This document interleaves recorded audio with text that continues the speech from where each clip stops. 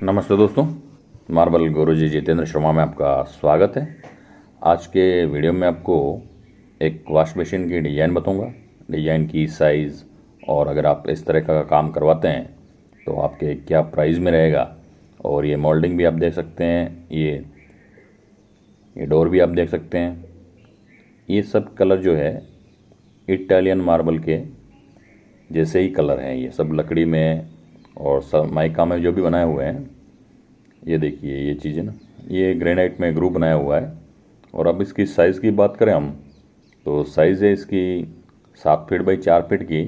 और ये टाइल भी आप देख सकते हैं, देखिए सेम ग्लोसी में है, इटालियन मार्बल कलर टाइप की 4x2 की ये टाइल है। और इसमें आप देख सकते हैं ये यहाँ पे LED लाइट जलेगी। और इसकी अगर हम बात करते हैं तो देखिए ये जो लगा हुआ है वो अपना जहाँ डाइनिंग लिविंग होता है और गेस्ट रूम के पास में ऐसा का वॉश बेसिन हम बनाते हैं।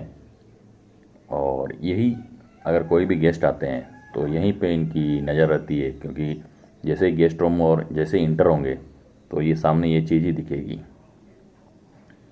अब इसकी हम प्राइस की बात करें तो अगर आप इस तरीके का काम करवाते हैं तो आपका जो एस्टिमेट प्राइस है वो 10,000 से 12,000 रुपये के बीच में इसका खर्चा आएगा।